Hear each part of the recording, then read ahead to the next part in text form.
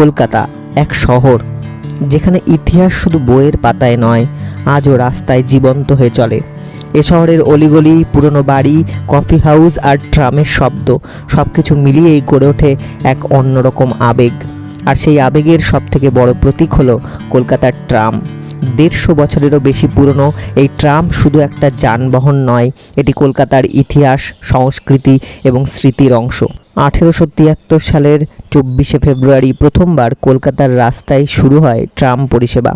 Root ছিল শিয়ালদাহ থেকে Armenian ঘাট পর্যন্ত। তখন ট্রাম বিদ্যুতে চলতো না, দুটো ঘোড়া টেনে নিয়ে যেত সেই ট্রাম।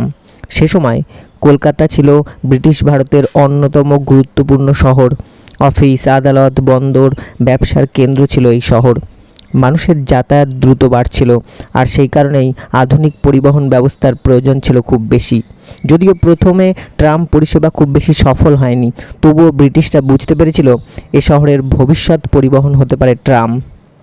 1880 সালে তৈরি হয় কলকাতার ট্রামওয়েজ কোম্পানি। এরপর আবার শুরু হয় ট্রাম পরিষেবা।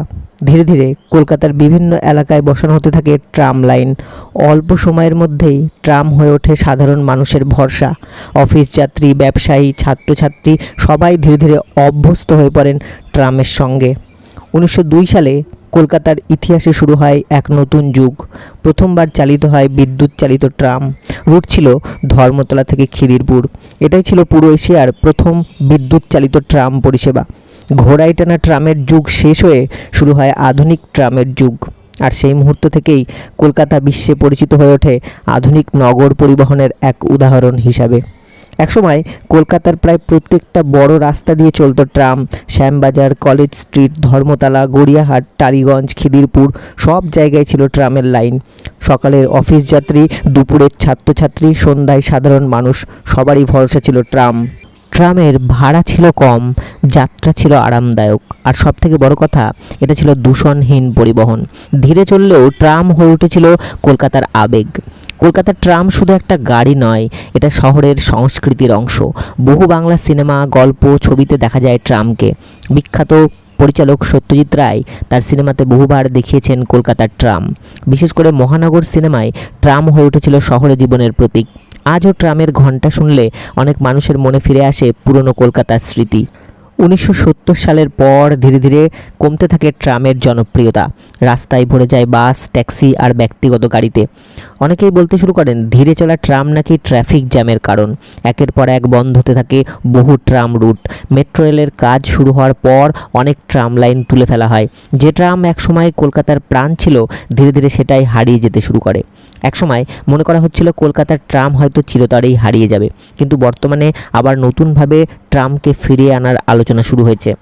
পরিবেশবিদ, ঐতিহাসিকবিদ এবং সাধারণ মানুষের এক বড় অংশ মনে করেন কলকাতার ট্রাম একটা যানবাহন নয়, এটি শহরের ঐতিহ্য ও পরিচয়ের অংশ।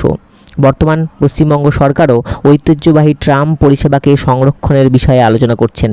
মুখ্যমন্ত্রী শুভেন্দু অধিকারী সহ বহু রাজনৈতিক নেতা এবং সাধারণ মানুষও মনে করেন আধুনিক প্রযুক্তির মাধ্যমে কলকাতার ট্রামকে আবারও নতুনভাবে ফিরিয়ে আনা সম্ভব।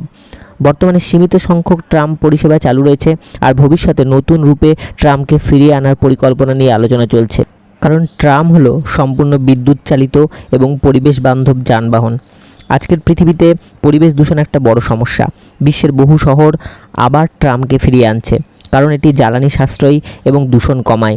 অনেক বিশেষজ্ঞ মনে করেন কলকাতাতেও আধুনিক প্রযুক্তির মাধ্যমে ট্রামকে নতুনভাবে ব্যবহার করা সম্ভব। ট্রাম শুধু অতীতের স্মৃতি নয়, এটা ভবিষ্যতের পরিবহনও হতে পারে। কারণ ট্রাম হলো সম্পূর্ণ বিদ্যুৎ চালিত এবং পরিবেশ বান্ধব যানবাহন। আজকের পৃথিবীতে পরিবেশ দূষণ একটা বড় সমস্যা। বিশ্বের বহু শহর আবার ট্রামকে ফিরিয়ে আনছে, কারণ এটি জ্বালানি সাশ্রয়ী এবং দূষণ কমায়। অনেক বিশেষজ্ঞ মনে করেন কলকাতাতেও আধুনিক প্রযুক্তির মাধ্যমে ট্রামকে নতুনভাবে ব্যবহার করা সম্ভব। ট্রাম শুধু অতীতের স্মৃতি নয়, এটা ভবিষ্যতের পরিবহনও হতে পারে। সময় বদলেছে, শহর বদলেছে, মানুষের জীবনও বদলে গেছে, তবুও আজও যখন ট্রামের ঘণ্টা শোনা যায় মনে হয় পুরনো কলকাতা এখনও কোথাও বেঁচে আছে। হয়তো ভবিষ্যতে আবার নতুন রূপে কলকাতার রাস্তায় ফিরবে ট্রাম, আর তখনও এ শহর বলবে কলকাতার ট্রাম মানেই কলকাতার প্রাণ।